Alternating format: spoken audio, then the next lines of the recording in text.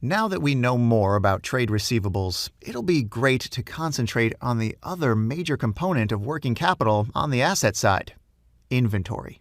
This is the portion of assets that are ready or will be ready to be sold, and this is an important item for most businesses because it predetermines the speed with which clients can receive the goods they have ordered. If a firm has the goods in stock in its warehouse, it is all a matter of logistics to distribute them to customers.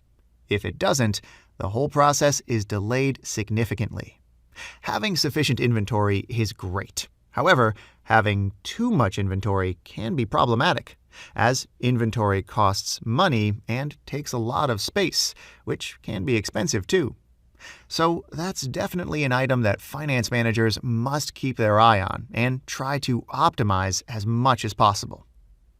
Okay, depending on the business you are in, your company can face 3 scenarios.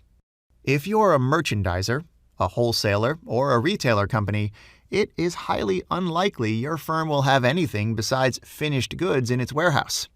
A company like Walmart shouldn't have items different than finished goods in its inventory. Manufacturers like P&G, Mars, and even Apple have 3 components of inventory on stock: raw materials they have purchased but have not yet been elaborated, work-in-progress goods transformed in a certain way but have not yet been completed, and finished goods, which are final products ready to be sold to customers.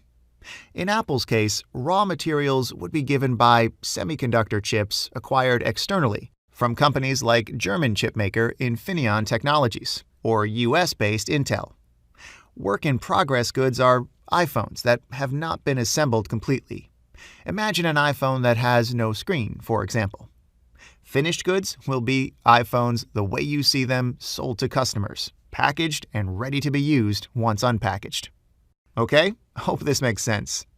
Finally, there are companies that do not keep any inventory. Service-based businesses like Facebook and FedEx cannot keep any inventory, and such an account wouldn't exist in their balance sheet. Okay, so that's a great start. In our next lesson, we'll talk about the relationship between inventory and COGS, and we'll try to describe the types of COGS capitalized in inventory. Thanks for watching.